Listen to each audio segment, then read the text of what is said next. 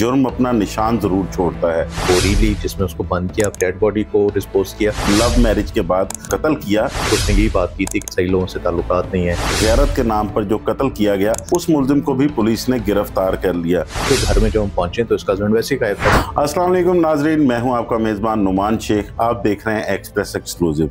नाजरीन, कहते हैं कि जुर्म अपना निशान ज़रूर छोड़ता है और उसी निशान से पुलिस पहुंचती है उस मुजरिम तक।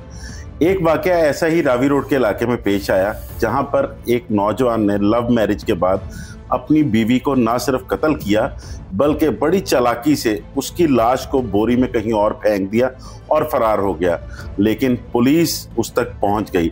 पुलिस ने कैसे इस मुलजिम को ट्रेस किया और उसने कैसे अपनी बीवी को कत्ल किया, इस पर बात करने के लिए मेरे साथ मौजूद हैं एसएसपी इन्वेस्टिगेशन मोहम्मद नवीद साहब। नवीद साहब, बहुत शुक्रिया आपके वक्त का। सबसे पहले ये बताइएगा, ये वक़ूआ हुआ कैसे? नुमान भाई, इसमें 18 अक्टूबर को हमें एक 15 की कॉल रिसीव होती है अर्ली मॉर्निंग कि एक डेड बॉडी है जो कि रावी रोड के इलाके में, जहाँ पर रिंग रोड का इंटरचेंज है, उसके नीचे से डेड बॉडी मिली है। वो जब हम वहाँ पर जाते हैं, उसको चेक करते हैं तो बोरी बंद लाश होती है और एक खातून की होती है। इस डेड बॉडी को हम शिफ्ट करते हैं मेयो हॉस्पिटल ताकि इसका पोस्टमार्टम और एफआईआर इसकी दर्ज की जाए। एफआईआर रजिस्टर होती है, पोस्टमार्टम होता है, उसमें ये पता चलता है एक्सफाइक्सिया जो है वो इसकी कॉज ऑफ डेथ है। जो इसकी है सांस की नाली है उसमें इंटरफेरेंस आई रेस्पिरेटरी ट्रैक्ट में और उसकी वजह से इसकी डेथ कॉज हो जाती है। अब इसमें दो चीज़ें हैं कि देखें, या तो सुसाइड की हो किसी ने या गला दबा के मारा गया हो, तो ये वाली कॉज आती है। बट जिस तरीके से लाश को फेंका गया था, बोरी में बंद करके फेंका गया था, तो इससे बड़ा क्लियर हो रहा था कि मर्डर का केस है। हमने 302 की एफआईआर रजिस्टर की और इसमें ब्लाइंड एफआईआर थी, ये ब्लाइंड केस था। जाहिर है चैलेंजिंग होता है इसको ट्रेस करना। सबसे पहली चीज़ तो ये थी कि लाश को आइडेंटिफाई किया जाए ये है किसकी। हमने अपने जो इन्वेस्टिगेशन मीन्स हैं वो यूज़ करते हुए लाश को आइडेंटिफाई किया। ये रुखसाना बीबी नामी खातून की थी जो कि रावी रोड में रिहाइश पजीर थी। जब हमने आइडेंटिफाई किया तो बहुत बड़ा मेजर क्लू था जो हमें मिला। हमने उसके बाद जब वहाँ पर चेक किया तो इसका जो हस्बैंड है सरवर, वो वहाँ पर मौजूद नहीं था और वो वहाँ से मिसप्लेस हो गया था। हमने वर्किंग करना शुरू की, हमारे मेन टारगेट में सर्वर सामने आया। सर्वर को जब हमने अरेस्ट किया तो उसने ये एडमिट किया कि ये जो मेरी बीवी है इसको मैंने खुद ही मर्डर किया है। उसकी कॉज जो थी वो ये था कि उसके मुताबिक इसके इलिसिट रिलेशंस थे, बट ये स्पेसिफिकली एक केस है जो कि डोमेस्टिक वायलेंस का है। इसके दो बच्चे भी हैं, इस पेयर के जो कपल है इनके दो बच्चे भी हैं। शादी को काफ़ी अर्सा गुजर चुका है और एक कामयाब शादी के तौर पे चल रही थी, बट अचानक से उसके हस्बैंड का ये वाला एक्ट करना ये ट्रिगर कर जाती है, ऐसी चीज़ बंदे में क्रिमिनलिटी ट्रिगर कर जाती है और वो इस तरह का ऑफेंस कमिट करता है। आपने खुद ही बात की कि जुर्म कभी छुपता नहीं है।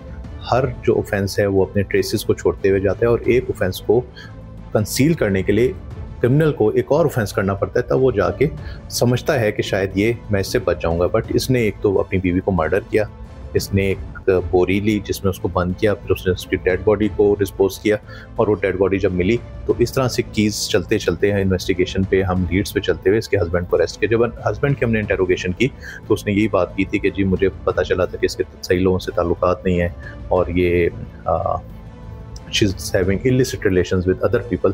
तो मैंने इसको कई दफ़ा वार्न किया, बट फाइनली आज मैंने इसका मर्डर कर दिया और डेड बॉडी इस तरीके से डिस्पोज की। तो ये सारे इस केस में। नवीद भाई, इसमें ये भी बताया गया कि जो इसकी डेड बॉडी है ये बोरी में डाल के मोटरसाइकिल पर रख के गया लेके, और उसके बाद में इसने भेस भी अपना कोई बदला। यकीनन ऐसे लोग भेस बदलते हैं और भेस बदल के वो यहाँ से गायब होने की कोशिश करते हैं। बट ये क्योंकि अपना जो होम टाउन था वहीं पर गया था और इसके आगे इसमें सख्त नहीं थी कि जो उनको मजीद छुपाया। जब पुलिस एफआईआर दे देती है तो डेटरेंस एक क्रिएट हो जाती है सोसाइटी में, माशरे में, और पुलिस जाहिर है हमने इसके वेयर अबाउट्स पता करके इसके जो डिफरेंट रिलेटिव्स हैं उनके घर भी रेड किया और इसका जो होम टाउन था, होम विलेज था, वहाँ से हम इसको अरेस्ट करके लाए। इस केस में और कोई ख़ास चीज़ हो कि मुलजिम को ट्रेस करने में पुलिस को कोई मुश्किल पेश आई हो? केस तो बहुत जल्दी सॉल्व हो गया, 72 घंटे में ट्रेस कर लिया गया। जी, पुलिस को सिर्फ मुश्किल यही पेश आती है। देखें, सबसे पहले जब डेड बॉडी मिलती है तो एक तो बोरी बंद थी, फिर उसकी आइडेंटिफिकेशन नहीं थी, वो आइडेंटिफिकेशन कराना, फिर उसके घर तक पहुंचना, घरेलू हालात चेक करना, क्योंकि अगर इस किस्म का कोई केस हो तो सबसे पहले जो घर का बंदा होता है, इसका जो हस्बैंड था, वो 365 की एफआईआर करवाता।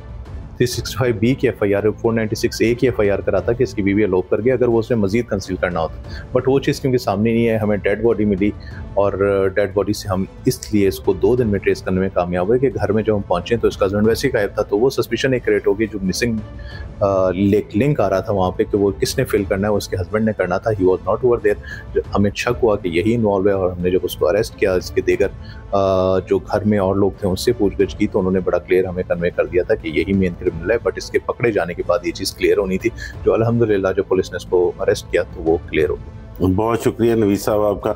जैसे कि नाज़रीन आपने सुना कि गैरत के नाम पर जो कत्ल किया गया, उस मुल्जिम को भी पुलिस ने गिरफ्तार कर लिया।